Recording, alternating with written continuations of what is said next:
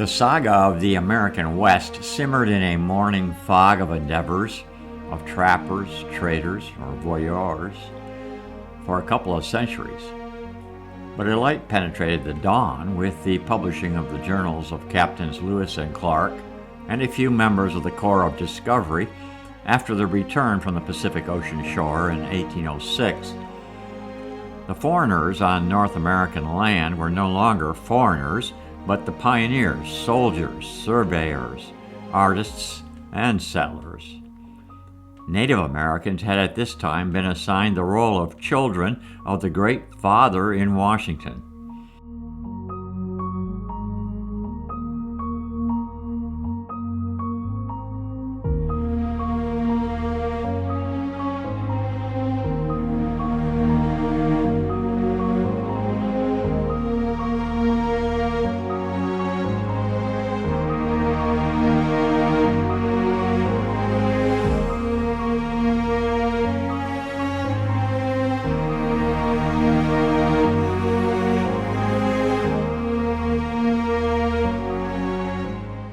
It would be a couple of decades after the Louisiana Purchase before wagons and oxen and horses began hauling nearly uncountable non-native humans across the Great Plains and Rocky Mountains. But first, the Lewis and Clark expedition had to complete their mandate, championed by Tom Jefferson, back east. Their keelboat and canoes arrived from St. Louis on the prairies after roughly a month of drama and determination. As the Lewis and Clark expeditioners toiled on the Missouri River north-northwest of the Kansas River in the oppressive mid-America summer, the plains revealed themselves. The captains and men alike were apparently awed, but struggling in the stifling heat of July 1804. On July 6, Clark commented in his journal, "Those men that do not work at all will wet a shirt in a few minutes, and those who work, the sweat will run off in streams." The next day, the crew sighted a large rat on the shore, and a wolf was killed. Whether the rat was an otter or other river creature, and the wolf was a coyote or actual wolf, isn't established. The men sailed and pushed on to a camp near present-day St. Joseph, Missouri.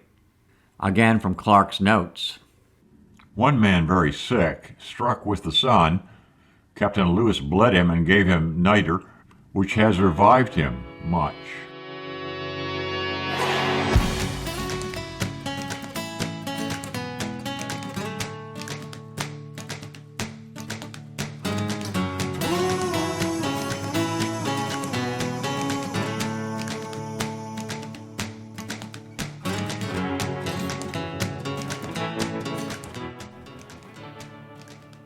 Notably, the landscape that the Corps was about to traverse and the Native Americans it would meet would later be observed and recorded on canvas and camera by a number of future traveling artists.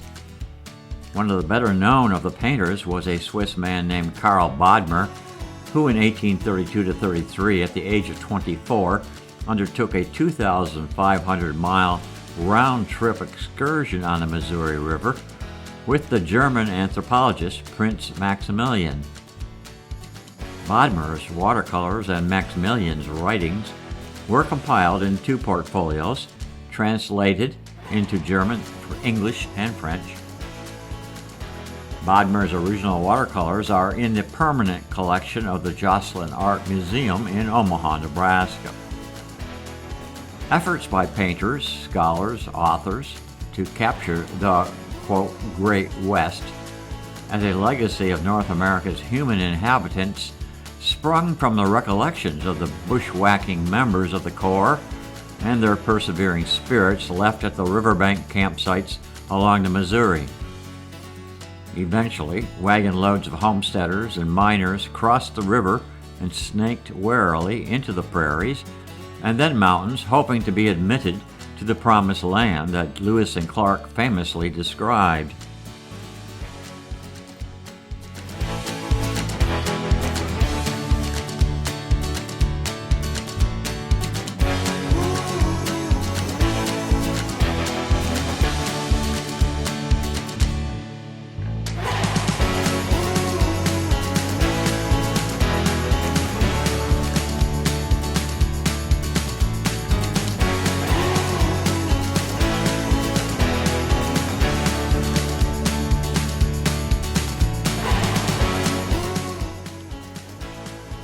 Discipline among the men again had to be exercised by the expedition captains in mid-July as Sergeant Ordway discovered Private Alexander Willard asleep at his sentinel post.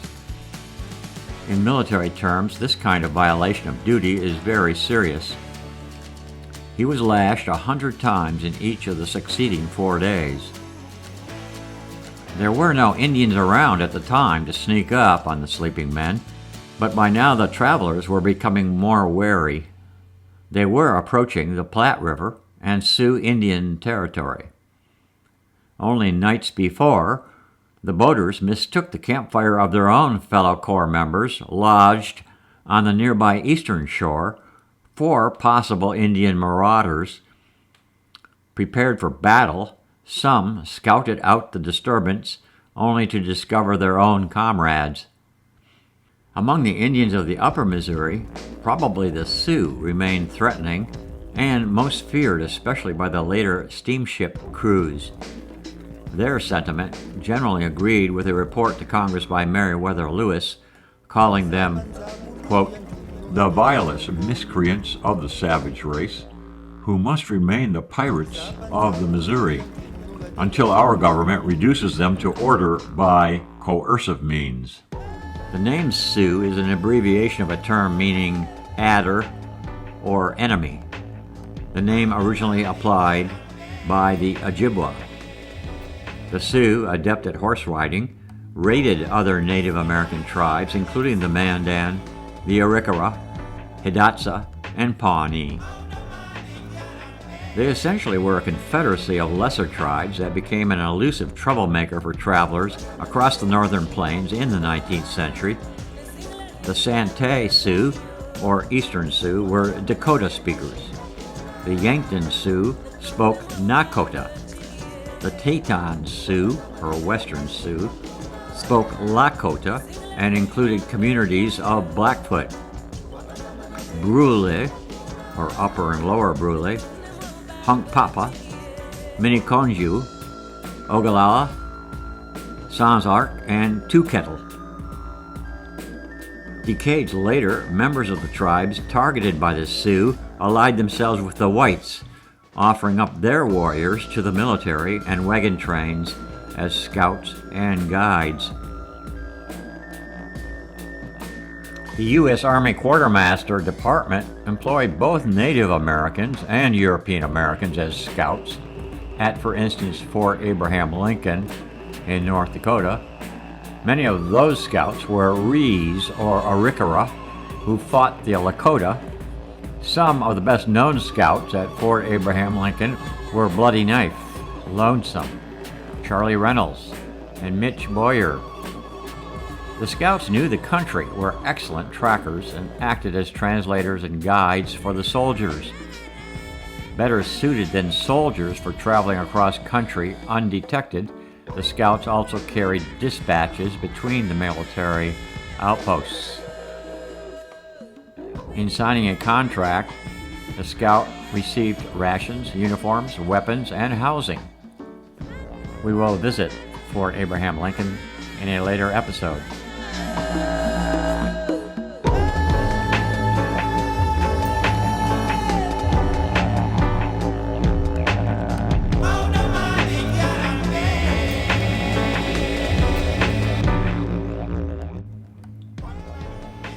Besides Bodmer, among the chroniclers of Indian life who years later followed Lewis and Clark's trailblazing, the trappers and traders, across the plains and mountains of the West, was George Catlin. During the course of a 6-year Western Odyssey, Catlin visited more than 140 tribes and painted portraits of chiefs and of native habits and activities. Referring to the chiefs, Catlin commented, To use their own very beautiful expression, they are fast traveling to the shades of their fathers towards the setting sun. Catlin described Charger, a Yankton Sioux chief who proudly endured the irritations of 9 gunshot wounds.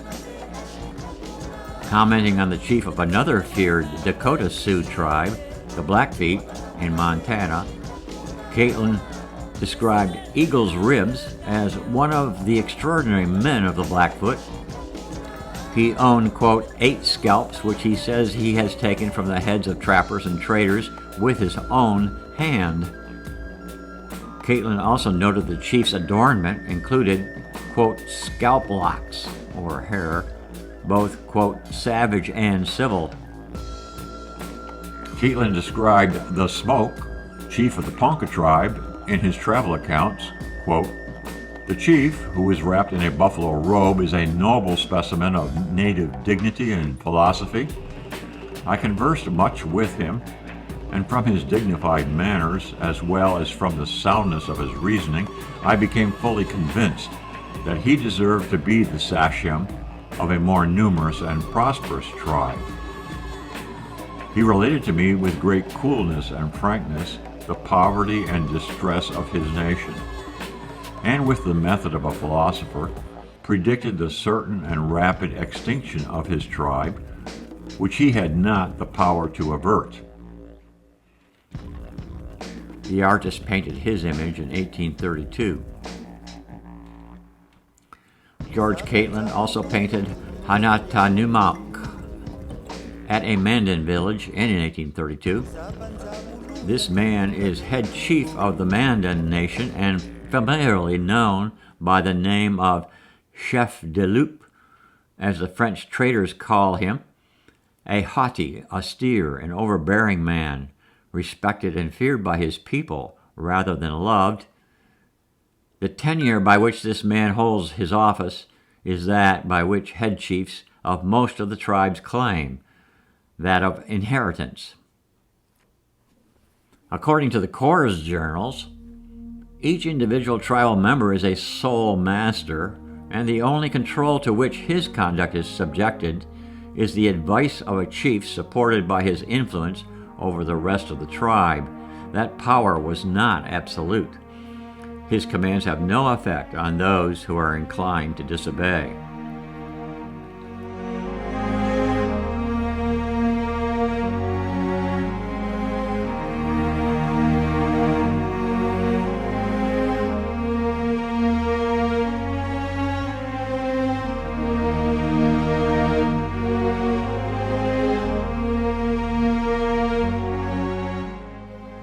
The settler towns of the plains were at first small communities gathered near forts. Atchison, Kansas, along the Missouri River, was the original eastern terminus of the Atchison, Topeka, and Santa Fe Railway. Amelia Earhart, our disappeared aviator sweetheart, was born here in the 1890s. Likewise, St. Joseph, Missouri, another waypoint on the expedition's route, named after the town's founder Joseph Robideau, was the starting point of the short-lived Pony Express, which was founded in 1860 and operated by the Central Overland California and Pikes Peak Express Company.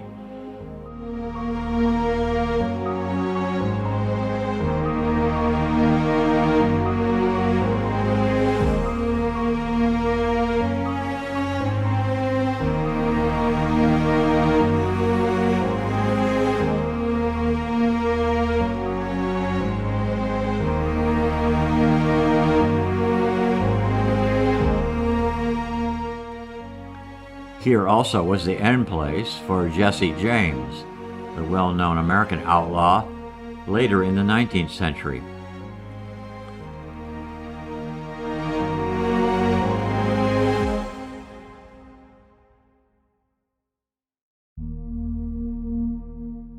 The Lewis and Clark expedition next camped at the mouth of the Nottoway River, which flows from southwest Iowa.